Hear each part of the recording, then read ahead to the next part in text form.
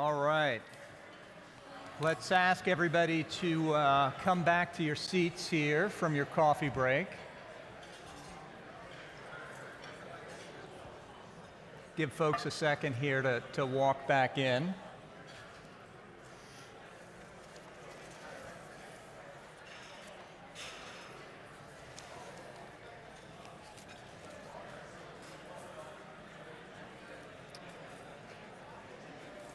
All right. Let's have a seat or move your conversations outside.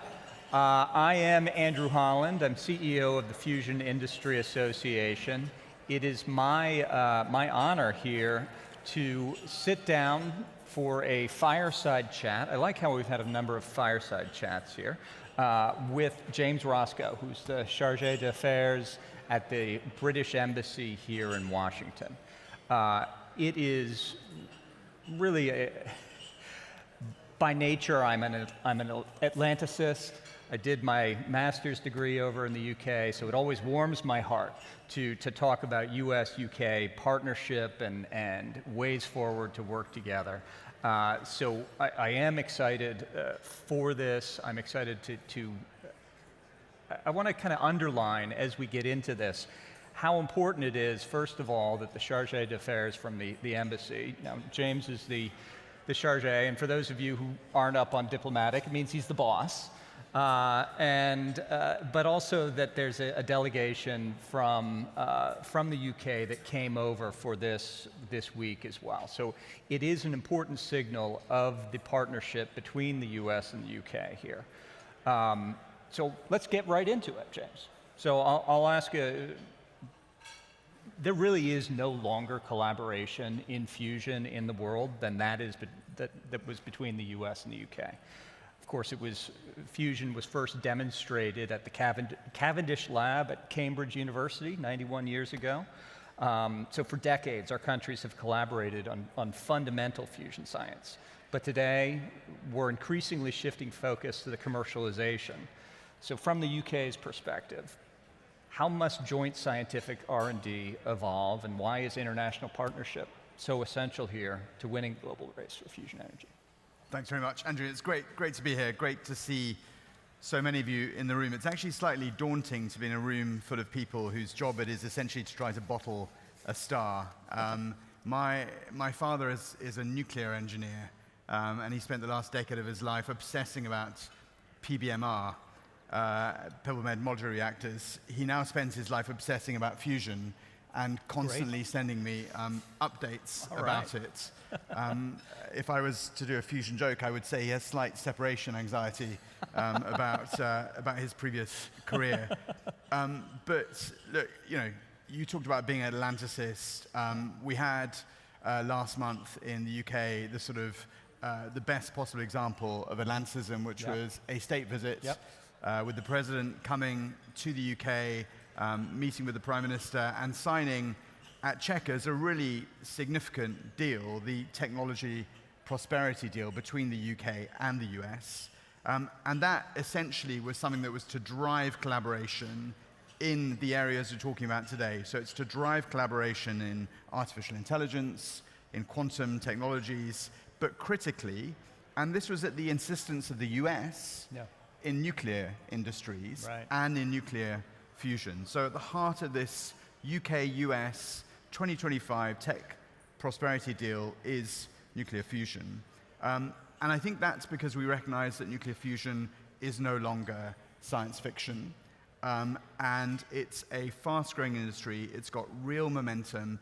And our job is to take it from being science into taking it into the commercial space. And that's what this deal is focused on. The UK is going to invest 3.3 billion over the next 5 years in doing that. We want to accelerate commercial fusion. Our flagship STEP program, which some of you may have heard about, is a prototype fusion power plant, and we want that built by 2040. So there's real ambition here. And I think it's a prime example of how we're taking something that's a research area and moving it into an area where we're going to get real jobs, real investments, industrial renewal, and critically, power out of it. Because certainly for the UK, At the moment, our energy is just too expensive, and that's a real drag on our economy. You talked about collaboration. The UK and the US were the first countries to regulate for a fusion world as well, and for business, and we know we've got business in the room, we know that getting that regulation right matters. Regulatory clarity, shared standards, coordinated policy are essential to unlocking private capital. And you talked about some of our colleagues here today. They will be engaging in fusion-specific work in something called the Joint Coordinating Committee, which is where the UK and the US are going to sit down with officials, with researchers, with industry representatives, and make sure we get that regulatory framework right for this. And I guess my message today is we're committed to you, we're committed to the industry, to US companies, investors, and innovators, and we want to build a transatlantic fusion ecosystem. And that's what we're here for. Yeah, you know, in the context of that state visit, the Trump state visit, I can tell you our UK director was invited as part of a business delegation to number 10, and it was really valuable, I think, to see how the government is really prioritizing fusion energy as a part not of a science agenda, but of a commercialization agenda, of a business agenda. The regulatory part we'll get into shortly. But I want to talk about the technology prosperity deal and talk about the joint framework, this partnership between the US and UK to collaborate on fusion. What do you think's how is your government, how should the governments look at de-risking technology? What's, on the other hand, though, what is the industry's role in driving it to market? And for context here, it's really valuable, I think, to see how both the private companies within the FIA and more broadly within the supply chain are working in partnership with their government and transatlantically to kind of move this forward. But what's your view on how this is going to go forward?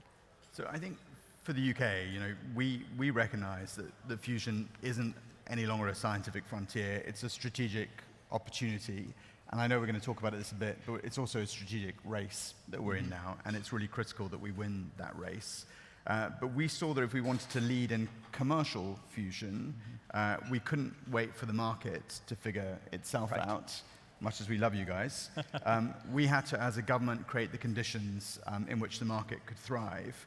And that's why the UK became the first country to establish a dedicated fusion regulatory framework, and some of the people who wrote it are sitting here. And we also published a national fusion strategy that's committed to funding, to support development, to funding infrastructure and innovation. So I think the industry in the UK knows that the state is behind them, and that's really important. And we're giving that industry a clear regulatory path. We're giving them long-term policy certainty. We want it to happen in a collaborative environment, so we're listening to them, we're bringing them in, we're hearing what they have to say.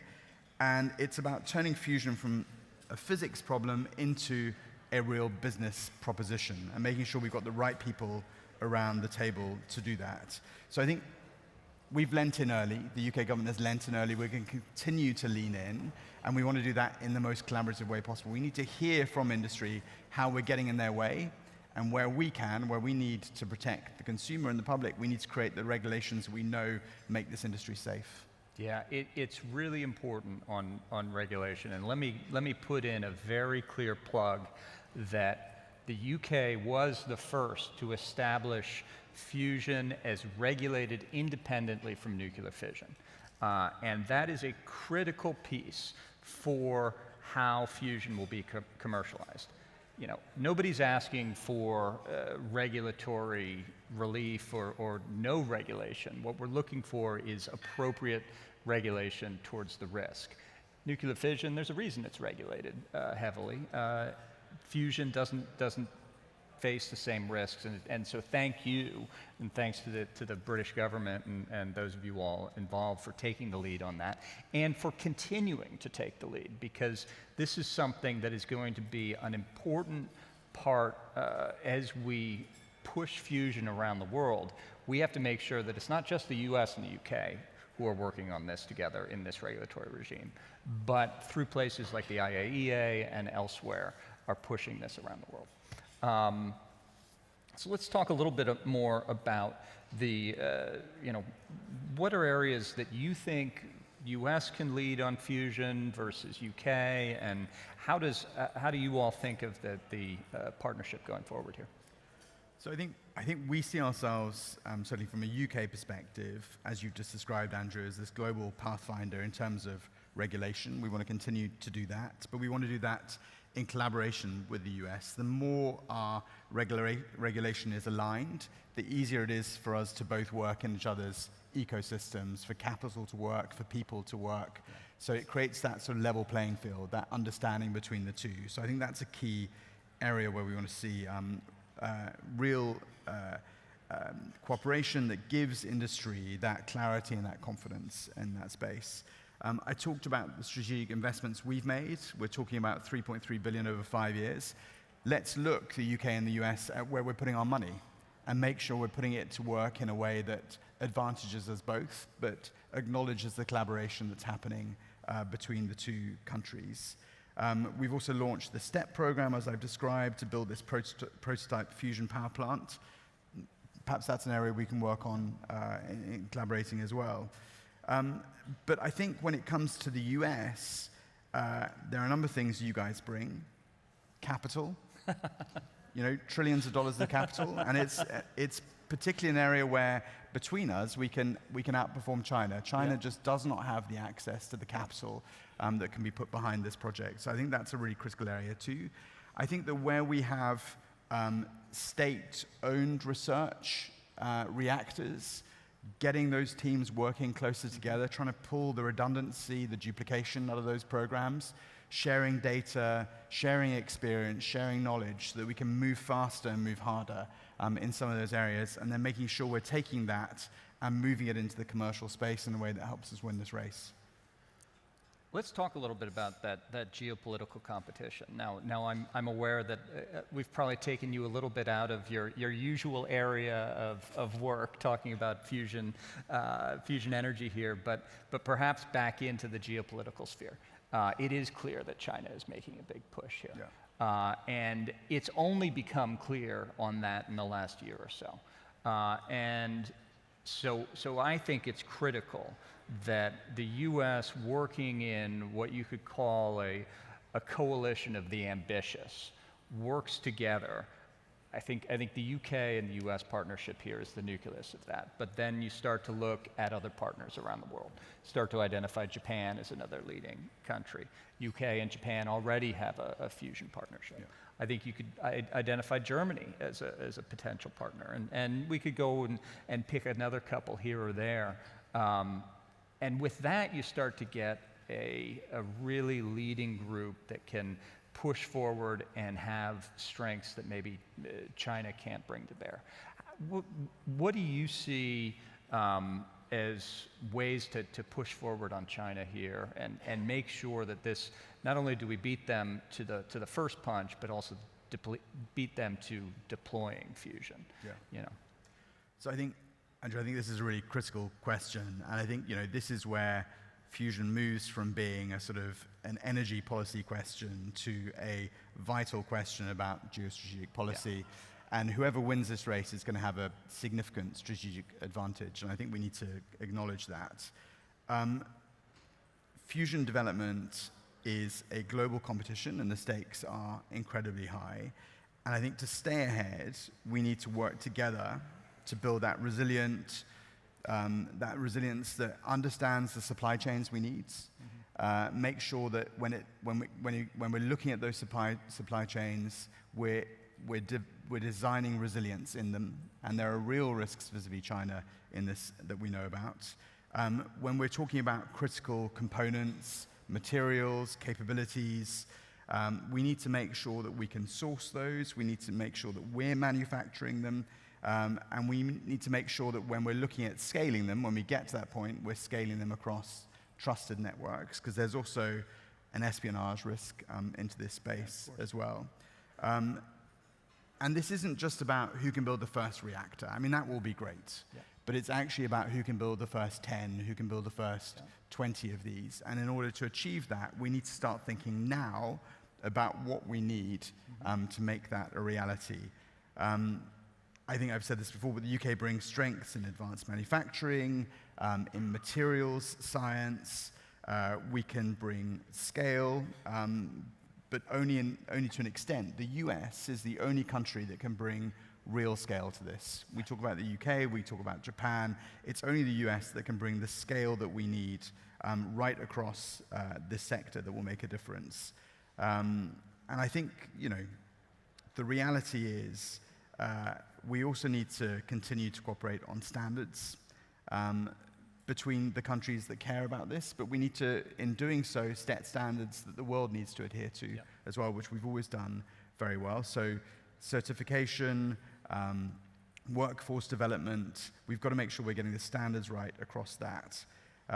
If we want to lead, we also need to think about how we train the next generation. The UK's got some brilliant fusion science facilities. Japan's got some, but how can we think strategically about have we got the right people? And are they in the right places to really drive this? Do we have the next generation of fusion engineers, of technicians, of operators, people who understand the AI, and the AI that's going to really drive innovation and transformation in this space? So we're aware, we all know that China is investing heavily in fusion, and we need to track that carefully. We also need to think about the role that the IAEA can play in this as well, in creating a level playing field and where we need to creating the right kind of regulation. So again, we need the IAEA to think about its role in terms of regulation and whether it needs to move faster in this. But I will say this, I think that we are moving, as the UK and the US, faster than the competition. I think it's a narrow lead. We've got to work really hard to maintain that lead. But if we can do this together and if we can collaborate, we can still win this race. Absolutely. I think that's right. First of all, thank you for raising the issue of fusion skills and the skilled workforce. One thing I'd note, actually, my former UK director for the FIA is now running the fusion skills program at UKAEA. So you all poached him away from me, but he's doing an important role there. Collaboration. That's collaboration there. Public, private, transatlantic. But I think we have to very clearly think, and UK in a lot of ways has done a lot better in the planning and thinking through the next steps of fusion than the US has traditionally done. We're starting to see new planning come, new roadmaps, new ways forward here in the US. But I'm particularly excited about this partnership with the UK because we can move forward fast and because you all can help us to really level up our playing field here as well. You mentioned, $3.3 billion investment. That's a bigger monetary commitment so far than what we've seen from the United States. So far. So that's right. I think it was your prime minister said, trust the Americans to do the right things once they've tried everything else. Not the current prime minister, to be clear. Mr. Churchill. So it is. It's important that we look to there, and I started this conversation talking about Ernest Rutherford at the Cavendish Laboratory, but it was pretty soon after that it was 1934, and then pretty soon after that, within 5-6 years, it was the British government telling the American government, hey, you've got to get on this atomic bomb program, and the Manhattan Project was really started picking up from where the British government left off and transferred and brought a lot of the expertise here. So yes, the U.S. has to play the big role here. We need to get the U.S. off and running and pushing forward to be able to beat China to this. And so I'm so excited for the new push here between the U.S. and U.K. to help that going ahead. So looking forward, I think closing question here is, what do you think, what's the one most important thing the U.S. and the U.K. can take in the next year or so to accelerate progress here? So I love your phrase, coalition of the ambitious, Yeah. because I think it's really important that we're ambitious, and it's incredibly important we do that together. Yeah. And I would just pitch that it's in bringing together our capabilities, in bringing together our people, our knowledge, and our systems, and as I said, cutting out the redundancy, cutting out the duplication. If you go to Culham campus, which is the home to UK AEA and our record-breaking JET program, we have incredible expertise in spherical tomahawks, probably the most advanced in the world. So the question for me is, how can we bring these two national efforts and kind of fuse them into one global opportunity, working with our friends, working with our allies? We've already laid the groundwork. We've got this prosperity deal now, and we've got our teams. We are committed in the UK to hosting the Global Fusion Energy Policy Summit, co-hosting it with you guys here in the US next year. So I think the answer to your question is, everyone in this room and everyone in our governments needs to think about how we make it easier for these companies and these research laboratories to work across our borders, to access facilities, to navigate regulation together, to standardize regulation where we can, without needing a translator, a lawyer, or a time machine. We need to basically make sure that there is seamless interaction where we can between these. It means coordinating our facilities, harmonizing our standards, streamlining our licensing, and creating the conditions in which our private sectors, which are the best in the world, the Chinese will never beat the capitalism that drives our private sectors and the capital that underpins that. We've just got to give them the best possible platform, and I think doing it together is better than doing it alone. I think that's a great call to action. Let's get to work. James, Roscoe, thank you so much. Thanks for having me. Yep. Great to see you all.